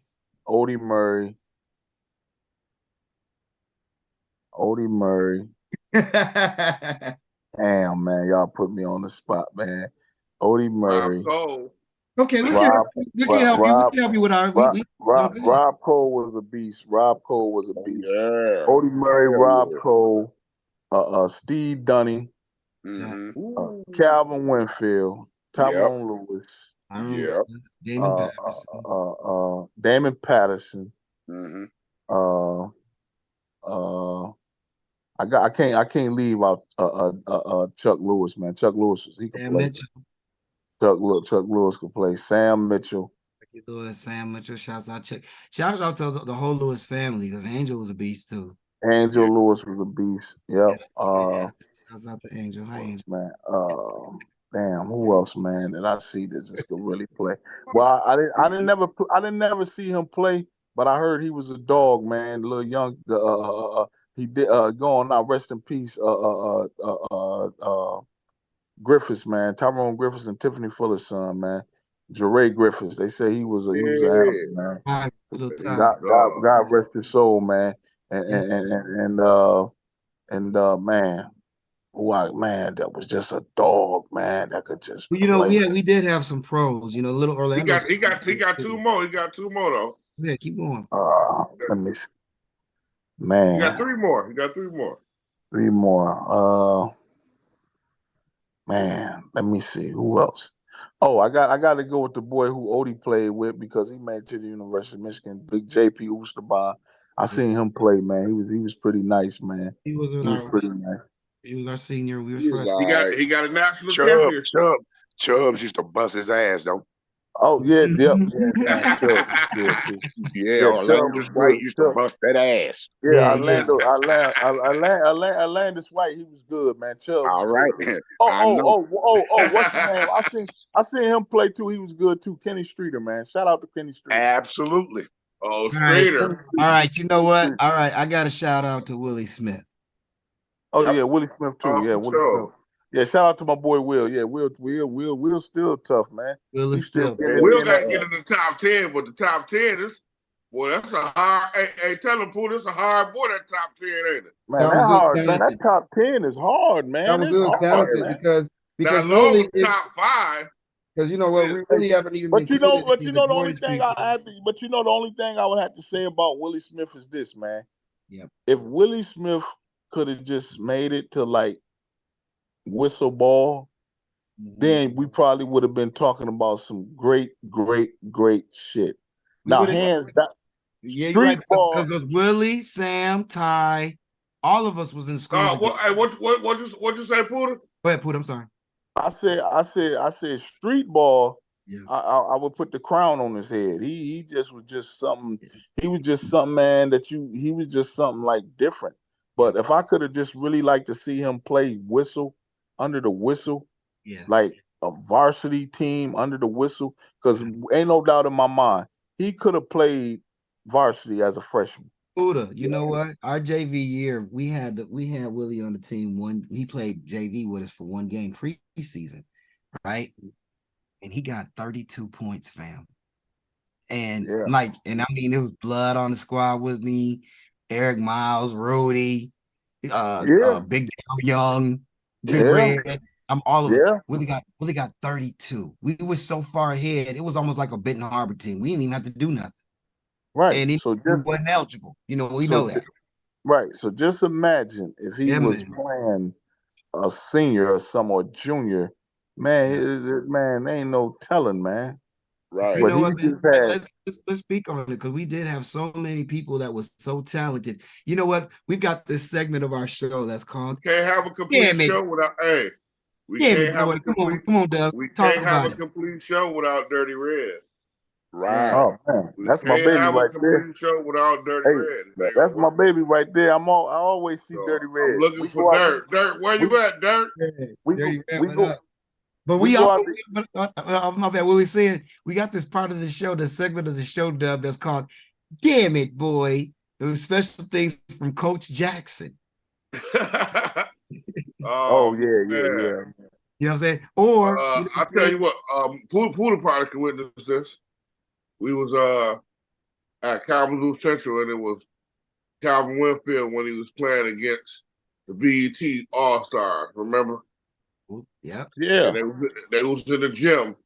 I was recording. And Rob Ryan didn't want to let Jack play, so he ain't let him play, but he ended up letting him play.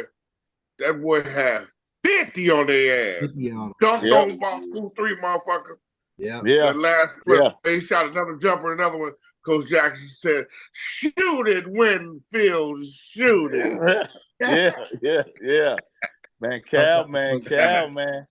Oh, shit, how did I fucking forget about? I said Cal. I put Cal in there. Yeah, Cal, man, was something. Cal, man, was something, man. Listen, man, Cal. He was hard, boy. Hey, Cal should have won Mr. Basketball. He gave it to that white boy. White boy cheated him, man. That Matt Steniger guy, man. Yeah, Mr. Basketball. Winfield should have won that one. Put it on there. I remember that. Hey, Pooda, I don't think they gave it to him because we lost that game. We lost that game before getting to the thing. We lost in Battle Creek. Yeah. They wanted to see for Jackson. Yeah. We needed to win that Battle Creek tournament. We lost that bitch. Yeah. And now the funny thing about that, Pooda, is like, you know, my brother Mark White and Cal, they like the best of friends. Hey, you talking about Kalamazoo Central and Lower North battle? Hey, you remember when we played? Look, but Mark grew up in Mark White was a dog in Battle Creek Central. Oh, Mark White killed you in the paint. All through that bitch. Yeah, he was tough. Hard on it. Remember, I'll never forget he blocked for Norrix. Norrix tried to dunk that, but he caught that bitch on his glass. Yes, he did. Yes, he did. Mark White was a dog, man. Mark White could play. You know what's funny about him catching for Norrix? For Norrix and Mark and Cal, we was all on the YBL team together. But y'all remember that? Yeah. We was out. So they had love for each other, but you get on that court, it wasn't no love. That's what I loved about the people we talking about. They could love you and hang out, but when you get on that court, it was no friends. You remember that? What I'm saying? That was one of the Hey, Pooda, that was one of the best games Kalamazoo Central ever played Norrix when we played on that Saturday afternoon when they chased Jack Beard. The police chased him outside. Yeah. And we thought we was gonna. We was gonna lose that game, and Winfield hit them 3 in a row, 3 threes in a row. Yep. 3 threes in a row got us back in it. Hey, we won that. What's your top 10, Ronnie G? We got Ronnie G so patiently chilling here, man. What's your top 10? Well, as far as basketball is concerned, the Zoo, right here in the ZOO. I saw guys that y'all ain't even mentioned. Come on now. Ain't no good. Mention your shit, man. One guy y'all didn't mention, Leroy Jeffries. Oh, he cold. See, that's from the 77 bunch. Come on, let it go. Keep it going. Leroy Jeffries. Okay. I'm gonna put Odie Murray in there because he used to do me raw. Odie was real. Odie used to do me raw. Odie Murray. Let's see. Damon Patterson. Oh yeah. Mark Don't Patton. forget Floyd. Floyd. Well, yeah, he all is that. Oh, Mark. If that's the case. Mark was another guy I liked that. Another guy I liked that did it on both ends was Bobby Jackson.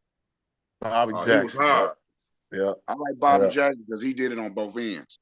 Yeah. If you Bobby get somebody to get shut down, Hey, you gonna miss one. I got one for you. I got one for you back then. Derek Dooley. Yeah. Do-ride with the left hand off the window from deep. Yeah, Derek Dooley. True that. Who else? Who else, Ronnie G? All right, let's see. I'm trying to think, man. Shit, y'all got me on the spot too. You got Gore, you got Steve. Definitely Steve Dunny. Steve, rest in peace. Shout out to Steve. Dunny. Shout out to him and Igor. Oh, rest in peace, my baby. Steve will put you in the Nazi crunch on your ass, wouldn't he? Sam Mitchell in the picture. Rest in peace. And then there was a guy, but no, I ain't gonna mention him because he ain't even make it to high school. But dude named Leroy Edwards. Leroy Edwards, huh? Been him. He would have been him because he was good in everything. He just died in sleep. Damn. Yeah. I put him as an honorable mention. Let's see who else. Cause like I said, there's so many guys that got down though, man. Man, you had a lot of them back then. Man, I mean, like every day. Toby. You had to go see Mike Mich. We had to go back a couple more. You had Toby Macon. Yeah. You know what I'm saying? Toby. And he just been Jimmy Ross. Don't forget about Jimmy Ross. Thank you. Hey, that's who long jump you beat. Mike Mich. I'm gonna put him in there because he didn't. Hey, Mike Mich. That's who long jump you beat. Jimmy Ross. Jimmy Ross. Yeah. We personally know him. Shouts out to Jimmy Ross, man. We personally know out to Jimmy Ross, baby. Mr. Ross, man. Big shout out. I think I seen three. I met his son. I know his son, Amande Gardner. He told me it was his son. Man, damn it, boy, it's crazy, man. That's a lot. We got a lot of things in there. And then he still got two more. Two more. Shouts out to Coach Duckett, too, by the way. All right, let me see. Definitely. Damn. Two more. I'm trying to think. Damn. Think of some of the guys that was mentioned because it's hard to ignore them. I already said Cal, didn't I? Well, you know what? There was the 1950s team. I don't think we know any of those. Nah, we go people who we know. But I know who you missing. Who's that? I know who you missing. Who's that? Buster Crabbe. Yeah. Buster Lee. Buster Crabbe. He used to bust everybody's ass. Y'all going. Buster Crabbe was the dog, my nigga. You hear me? Y'all going way. And I'll go Rob Cole. Rob Cole was hard as well. I can remember. Buster Crabbe was taking. I can remember starting to go into basketball games when Central used to wear the pinstripe maroon basketball jerseys. Yeah. And I don't even think there was a 3-point line then, but they had a white boy who used to shoot the shit out the ball. Dan Wisser. Dan Wisser. Dan Wisser. That's when I remember. That's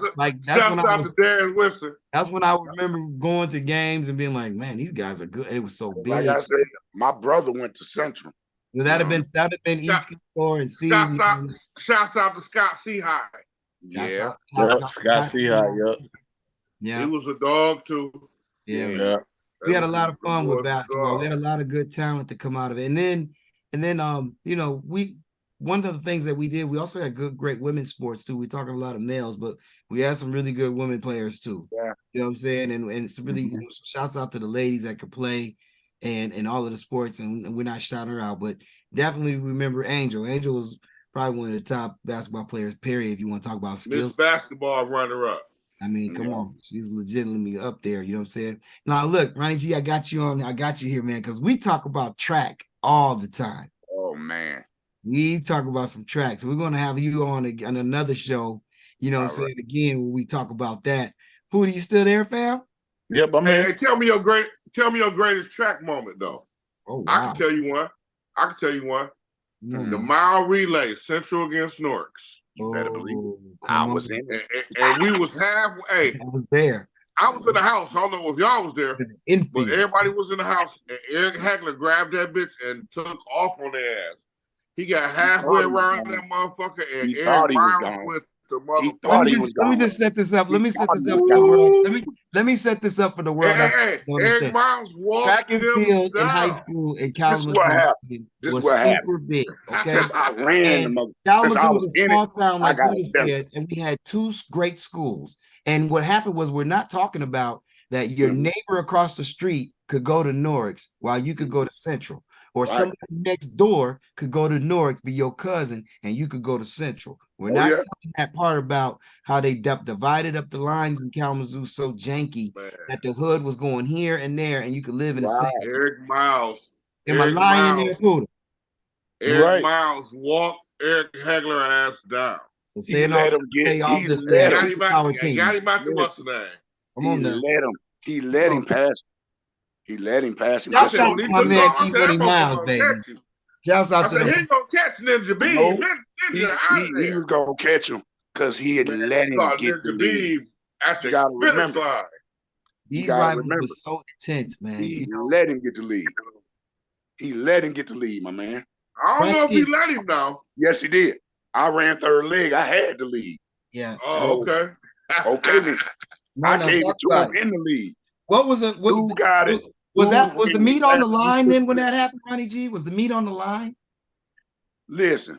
Come on. It wasn't about the meat being on the line. It was about motherfucking bragging rights because they was kicking our ass. Oh, hell yeah. Until we got Paul Moore on second leg. Come on now. That was the difference. Gotta change it up now. Come on. We had a lead until dude ran by Eric, and Eric just said, okay, you think you gone. I'm going to pick up the momentum. When he got to that top of the curve, what happened? Because he do it to everybody.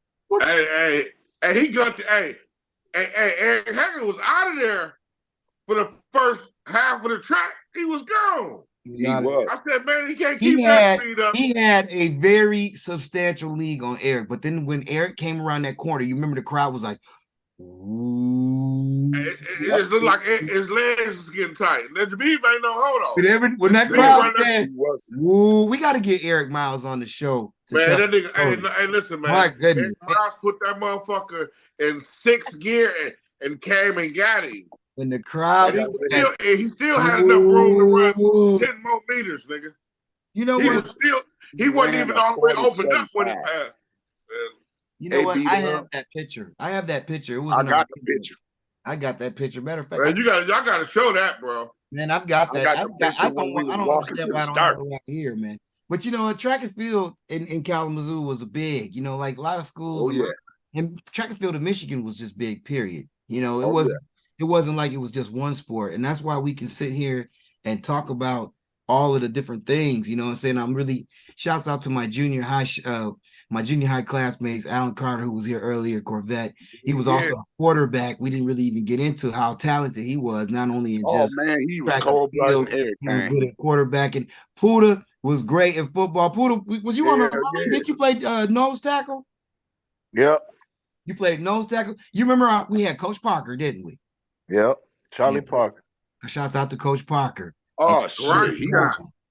Oh, man. Charlie Parker was bad. Charlie Parker was hard. But see, that whole legend, Mr. Johnson, Charlie Parker, that 68 crew was dope. There was a 68 crew that was dope because, you know, how I got to Kalamazoo is my father came from Newark, New Jersey, from Brick City, and my mom came from Benton Harbor. And they met at Western.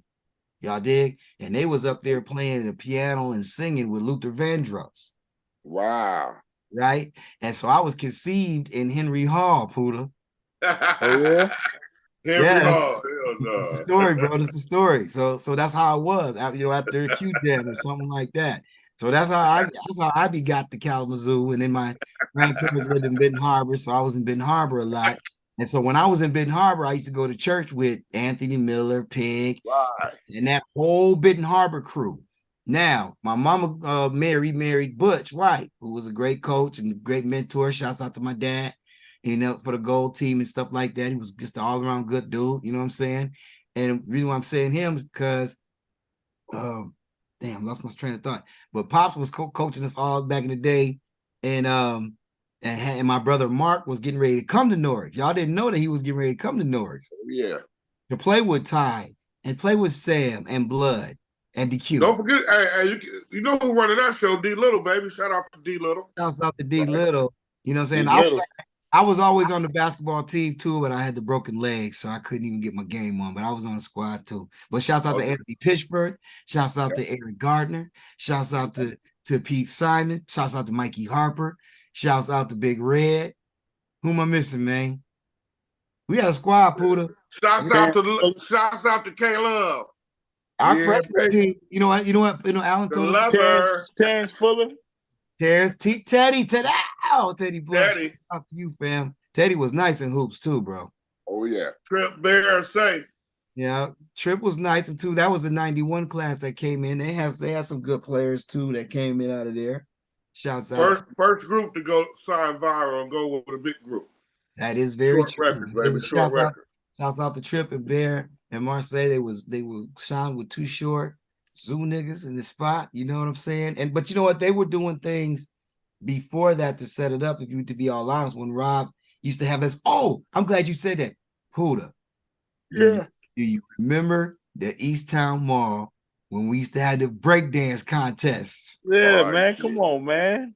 Come on, that's how we used to do it. Hey, who was the best breakdancer in Kalamazoo? Man, think about this, y'all. Who was the best breakdancer in Kalamazoo? I would give it to them boys. I would give it to them boys that stayed. Well, one of them stayed next door to me. My big bro, Freddie Marshall, man. Freddie Marshall. Fred Marshall. That thing on lock. Fred was hard. Stop logging, Freddie Marshall. What up, man? They had a group though. They had a group. The Funk Brothers. What colors did they they wear? The Funk Brothers. Sean Turner. Yeah, that was them. Oh man, they yes. were so Sean Turner. Bill Axton. Will Axton. They all each of them had a different part of dancing. Yep. Yeah, Tony Duvall. Remember Tony that? Duvall. Bounce himself around like that. Gordon. Yeah, shouts out to the Funk Lab production, the Funk Master Party. Eddie Gordon too? No, Kelly Gordon. No. Oh, Kelly Gordon. What was the DJ? Who was that DJ? DJ Funk Master Tony Funk Master Jackson. Tony Funk Master. Tony Jackson. There you go. Yep. Didn't even have to so say all the jams. That's the FOP. Hey, his party used to be jumping. Stupid jumping. Freddie used to hit him with that. Freddie used to hit him with the egg roll. Come on now.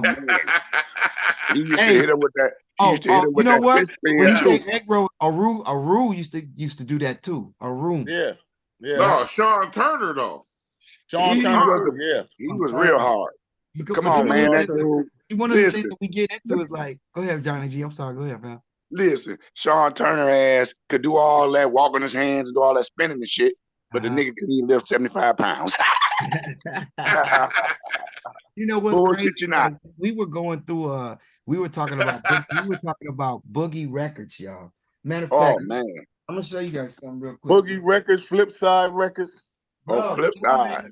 I be telling Kiki, we be doing this all the time. They think like people think Kalamazoo is like a fantasy place. They don't know how real it is. But look, y'all. Look, I got these records. This says Flip Side. Right. This joint says Boogie. Man, do you remember, man, when we were growing up, we had the golden years, y'all, because hip hop was there. You know, right. It was like some of the greatest hip hop. I mean, crack did come. You know what I'm saying? Everybody was getting into the arts, whether it was dancing or rapping. You know, like who was it? Okay, Crush, MC Crush, Cold Crush, King Crush. Yeah, he was hard. King Crush was hard. Chief was hard. Where, shouts out to King Crush and Chief. You know what I'm saying? Man, the originators, boy. I remember Trip. I remember Trip. Because we was in the 8th grade and they was in 7th and Chief was in school with us. You remember when they did that talent show, Pooda? And it was Yep. We taking it back. Marseille the coldest out of all of them, though. Yeah, they was doing it. Yeah. And I remember at our table at lunchtime, I remember specifically it was D Knox, Chance McDermott, myself, Damon Peterson, Akeem Kelly, and we would all sit there and have different drum parts on the table and do the beatbox table. Pooh, you remember that? Yeah, man. Yeah, I remember all that. I ain't seen my boy in a minute, man. He don't even stay here no more. I always see his mama though. Who's that? Akeem Kelly, man. Shout out to Akeem Kelly, man. Shout out to Akeem Kelly. I've been looking for King for a minute, man. If you do see him, man, tell him. Ask if you do see his mom. Tell him we gave him a shout out on the show. I will, man. And shout out to David Peterson. And you know what's crazy about that crew? D Knox, Chance, Damon Peterson. They went on to become great house music and techno players, right? Yes. And up out of that, you know, they got we got Stephen Troxler. You got Stephen Troxler. Hey, he from Kalamazoo. Pooda. He all over the billboards and everything in France, all over them. But once again, the big brother probably gonna get mad for me to saying this, but everything kind of stemmed from Told Funk Master Jackson. You got your shouts out to him. And Ty. Him and Ty. No doubt. You know what I'm Shouts saying? out to Dave Saunders. Ty Haas. You know what I'm saying? The most pure shooter in the game. Ty Holland. Him and Ty Holland. Keep it real. You know, they had a crew. I'm gonna let them come on the show and tell them when they want to, but they were some of the best parties, y'all. We had literally a great culture growing up. You know, we had sports. We had do you guys remember the 100 Men of Kalamazoo? Yeah. Remember that night when Mr. Harper put that $100 bill in front of us? Mm-hmm. That changed my life. When you remember he stood up there and all he said was he had $100 bill. People don't understand there was a thing called the 100 Men of Kalamazoo. And if you can imagine, it was an overnight stay when all of us was like junior high and kids and sports, and then it didn't matter. But we had an overnight stay at the YMCA, but we had to listen and attend these seminars. And it was 100 Black men, pastors, ministers, police officers, teachers, you name it. There was so many men in there to give us so much game. And we was all there. Y'all remember that, right? Mm-hmm. Yep. You know, so when I'm saying to say all this is like, you know, Kalamazoo is a special place, and it shouldn't be any surprise of how successful of the people that came from that culture, because we had people that cared about us, you know, and put a lot into us. You know what I'm saying? Just in this screen alone is G Masters. You know what I'm saying? Ronnie G don't even talk about how he went on to Colorado, moved all around. Where'd you go after you left Kalamazoo, fam? Oh, I went to Colorado Springs, Colorado. Talk about it now. Man, it was a different scene. I ain't know nobody out there. I knew one. Nobody know nothing about Colorado from Michigan. We just know it was probably cold, right? I say it like this: it's a whole different atmosphere. Yeah. How did they accept you when you got out there? Man, it was like this: you had to come with it or forget it, because they had gangs and all that. You got Mexican gangs, you know, Crips, Bloods, Serranos, Norteños. You got all that. Yeah. And the killer part with me, I ended up kicking it with all the gang leaders. How did that happen? Just because you had that Chicago? So one guy. No, it was one guy that I met. Right. One guy I met introduced me to a bunch of different dudes, man. Like, damn. And then they ain't, you know, I'm different in that, you know, I'm a respectable individual. I ain't on that hubbub. They were loving me, man. Right. Loving me. Yeah. Like I say, I get nothing but love to this day. Because I lived in Colorado Springs for 14 years. Mm-hmm. I remember and you then I moved south to Pueblo. Another 5 I know what that's going to Denver. I used to be in Aurora. I love Denver. Denver was nice when I stayed out there. Yes, it was. Hell, I didn't want to leave all that money I was making. You know what? That's funny you said that, because at that time in my life, I had about 4 jobs, and I wasn't making money, man. And I was just so busy, I wasn't really thinking about it. You know, you get to Denver, you can get it. You can get it there. It was interesting. You know what I'm saying? Well, that's real good. I know you used to shout me out all the time when I would do posts. You're like, yo, I was out here, and I was like, yo, I was over there. Yeah. Colorado is really nice. If you do get a chance to go to Colorado, chain. It's just different, man. It's different. Expand your mind and horizons and take it up. It's nice. Yes, it is. You know, And then, but, I got into excuse me. going up the mountains and this and that and checking out this and that. Man, I was all over the town. Yeah. Well, I had that housing authority job. That's how I learned that city. Right. And then after that, like I said, you got the good and the bad. I grew up out there. That's why I turned to a man when I moved to Colorado. It made a difference in my life. It was a different scene out by myself, see. Right. So I had no other choice but to man up. I was all by myself. I had no family, no none. Wow. But I ended up with nothing but family. Right. You stayed there 14 years, so you had to be successful. You can't be in one spot that long without meeting people, the right people. Right. Things going back. So now what made you come back the way back home, or was it time, or what happened with that? Well, I met my wife, got back up with my girl. Okay. We was together at Norrix. Okay, there it is. Shouts out to the love. I came back. That's what's up, man. Shouts out to everybody that still has a good significant other. If you're a king out here, you definitely have to have a queen.